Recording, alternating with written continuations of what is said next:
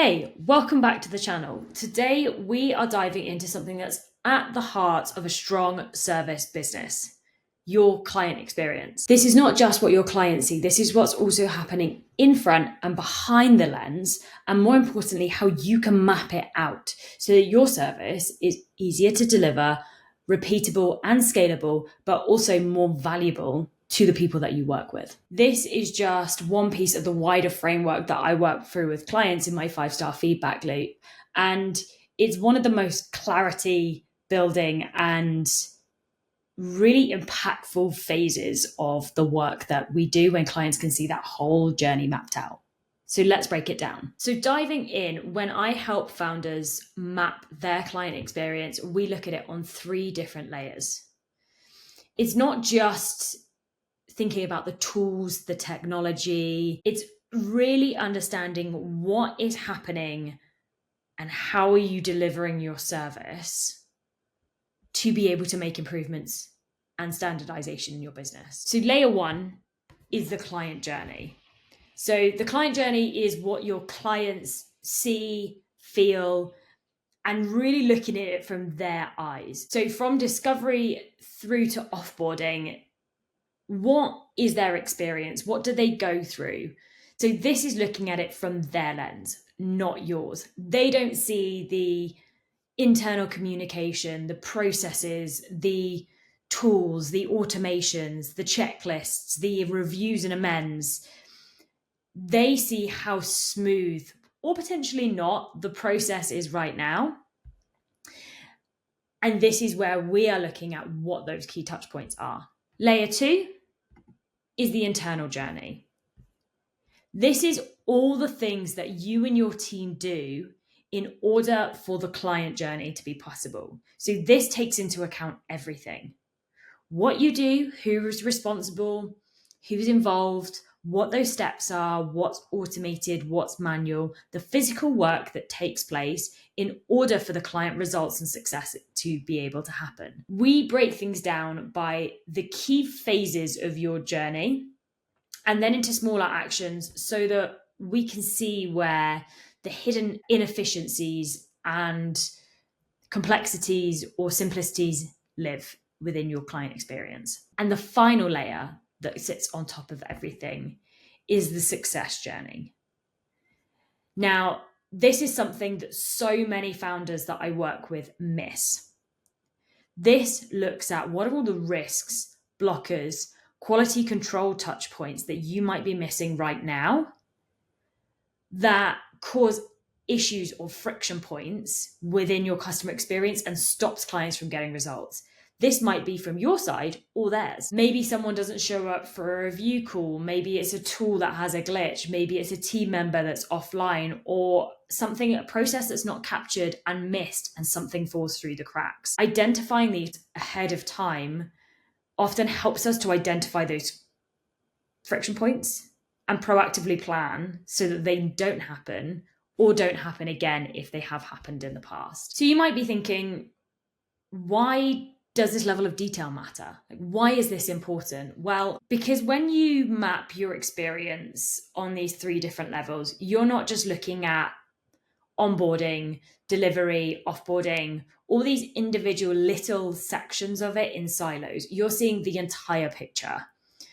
You are able to experience your service your way your clients do so that you can actually capture and understand, get clarity on where things feel clunky, where things might be able to be simplified, automated, looking at what's essential, what's valuable, what's something that you can't not have, or a step or a phase or a call or a milestone that ensures that your clients get results, and ones that are just nice to have that you can potentially, like I say, cut the fluff and understand where clients are getting stuck and confused that are inhibiting them from being able to get the success. And what it does do, it turns those feelings that something's not quite right into actual insights. You stop making decisions based on assumptions and a process that's in your head so that you can start building a service that's smoother and simpler and honestly more profitable, because you're able to make it standardized, repeatable, and you know that the same level of quality can happen every single time. And no, it's not about a perfect process. It's not about setting it in stone and then not developing it or changing it, but it's knowing that there is something there that you can know what's happening, why it's happening, and where you can improve, or at least understand where you're looking to improve or what phases you're looking to improve, without stabbing in the dark or stress or a feeling that something's not quite right and you have no idea where. Let's dive into what this looks like in practice. So for actually physically mapping this, you can use a tool like Miro, Whimsical, Google Slides, or even a pen and paper. It's not actually about what you use, it's how clearly you can see the process and the different phases of the process.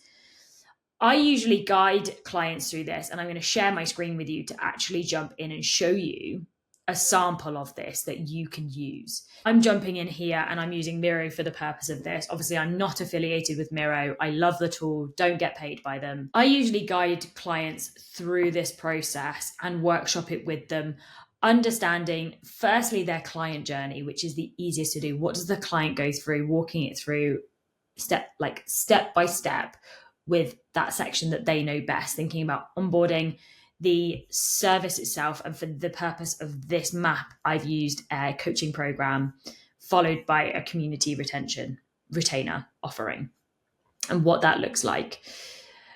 Then we move on to the internal process, and then beyond that, layering blocks and risk factors from there, looking at where those are, what's the process and what's the consequence, either from the team side or the client side, and what needs to happen in order for that not to be an issue, or if it was to be an issue, what's the steps that need to be taken from there. By the end of this, we have a really clear map that not just improves the delivery, but it also helps the whole team stay aligned.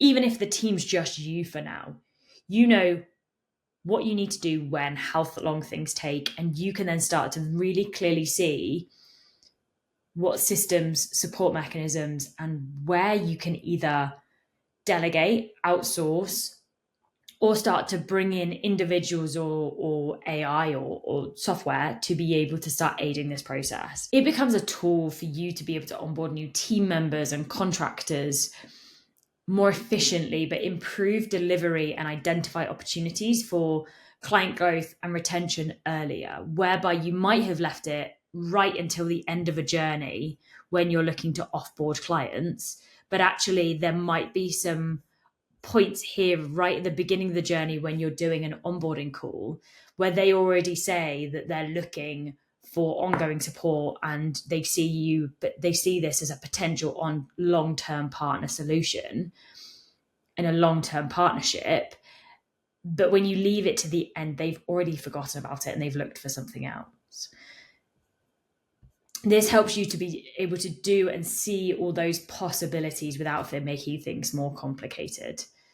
From here, you're then able to see how this can translate into systems. I could create a whole nother video on that specifically, but this is the guide that takes a step before that. It encompasses everything, but actually focuses on the service itself, not all those extra layers of complexity that you add in by trying to fit the service to a tool. It fits the tool to a service. Zooming back out, let's recap. Mapping it on those three bases: the journey that your clients see, the journey that you deliver, and the risks and blockages that could potentially get in the way of that being a success. It gives you a sense of clarity and control, but it helps you see the big picture of the customer experience looks like in total, where you have the value points, where you have the nice to haves, where you currently don't have something that flows clients through to retainer and excellence and creating raving advocates about your business.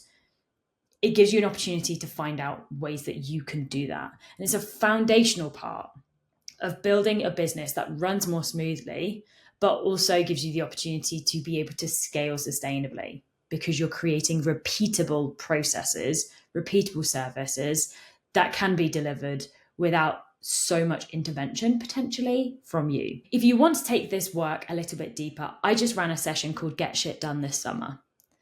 It's where I walk you through how to simplify and strengthen your operations during a quieter season. You can catch the replay now, and I've popped the link for this in the description so that you can jump straight into it. If you're someone who looks at this and goes, I don't think I can do this on my own, I really need some support with it, I've also added in the comments the link for my consultation call. Thank you so much for watching. And remember, clarity beats chaos every single time. If you enjoyed this, like and subscribe, and I will see you in the next one.